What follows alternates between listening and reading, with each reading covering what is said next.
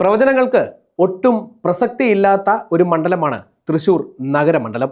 3 മുന്നണികൾക്കും തുല്യ സാധ്യതയുള്ള ഒരു നിയമസഭാ മണ്ഡലം. CPI സംസ്ഥാന സമിതി അംഗം പി ബാലചന്ദ്രനാണ് സിറ്റിംഗ് MLA. 2026 സ്ഥാനാർത്ഥി സാധ്യതകൾ പരിശോധിച്ചാൽ LDFന് വേണ്ടി CPI മത്സരിക്കുന്ന സീറ്റിൽ 4 പേരുകൾ സജീവ പരിഗണനയിലുണ്ട്. CPI ജില്ലാ എക്സിക്യൂട്ടീവ് അംഗം T പ്രദീപ് കുമാർ, സംസ്ഥാന കൗൺസിൽ അംഗം ഷീല വിജയകുമാർ, സംസ്ഥാന കൗൺസിൽ അംഗം TK Sudheesh, sitting MLA P Balachandran എന്നീ പേരുകൾ പരിഗണിക്കുന്നു.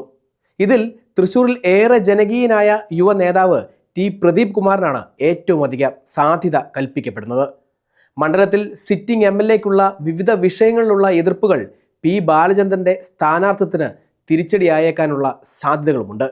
ഇനി UDF സാധ്യത പരിശോധിച്ചാൽ കോൺഗ്രസ് 3 പേരുകൾ അന്തിമ പട്ടികയിൽ എടുത്തിട്ടുണ്ട്. മുൻ mayor Rajan Pallan, DCC president Joseph Tajet, UDF ജില്ലാ കൺവീനർ TV ചന്ദ്രമോഹൻ എന്നിവരൊരാൾ തൃശ്ശൂരിൽ UDF സ്ഥാനാർത്ഥിയാവും.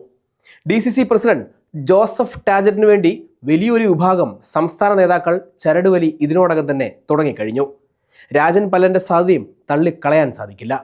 എന്നാൽ നായർ വോട്ടുകൾ സ്വരൂപിക്കാൻ ഏറ്റവും നല്ലത് TV ചന്ദ്രമോഹൻ ആണെന്ന വാദവും ശക്തമാണ്. പത്മജ വേണുഗോപാൽ, BJP സംസ്ഥാന vice president KK Aneesh Kumar എന്നിവരൊരാൾ NDA സ്ഥാനാർത്ഥിയാകും. തദ്ദേശ തിരഞ്ഞെടുപ്പിൽ UDF വ്യക്തമായ ലീഡ് തൃശൂർ നിയമസഭാ മണ്ഡലത്തിൽ നേടിയിട്ടുണ്ട്. സീറ്റ് നിലനിർത്താൻ LDFും പിടിച്ചെടുക്കാൻ UDFും BJPയും രംഗത്തിറങ്ങുമ്പോൾ ശക്തമായ ത്രികോണ പോരിന് നമുക്ക് കാത്തിരിക്കാം.